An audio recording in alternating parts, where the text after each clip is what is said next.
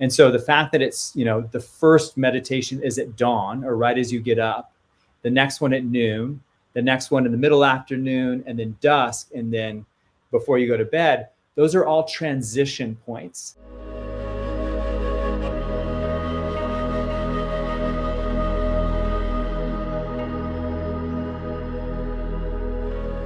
One of the things that happens in the world these days is that because we have these information technologies that we can kind of carry around everything,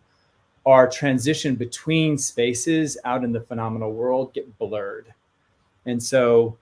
we're often, we leave work, we're on the phone, we get in the car, we drive 10 miles, we're navigating all this traffic, but we're in this narrative the whole time. We come into the house, still on the phone, start to make food. And basically all these experiences have been sort of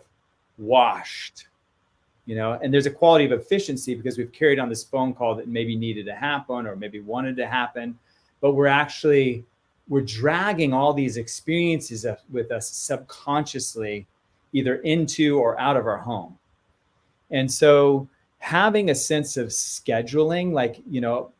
I know that you've been on a lot of retreats, and one of the main teachers on a retreat is your schedule. And so, and one of my favorite, even though, I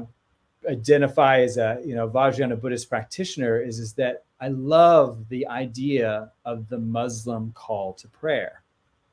because the Muslim call to prayer is set up in a way by which it's designed to keep pulling you out of your conceptual view of the world and settling you back into your what really matters, what really matters with you and your connection to whatever it is. And so the fact that it's, the first meditation is at dawn or right as you get up, the next one at noon, the next one in the middle afternoon, and then dusk, and then before you go to bed, those are all transition points that are really,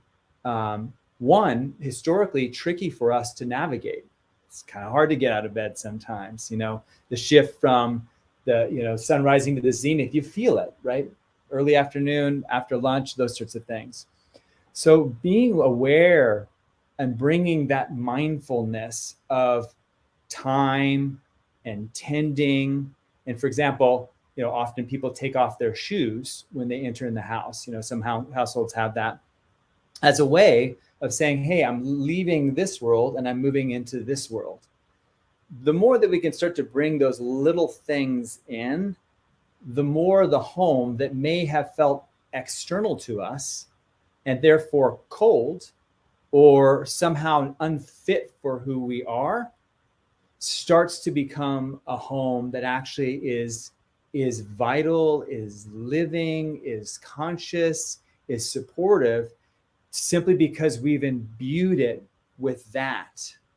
As as a teacher of mine once said, he's like, nothing is inherently sacred. The sense of sacredness comes from the way we treat things. And so we need to continue to extend our sense of, I'm caring for you, I love you, I see you, thank you, over and over and over again.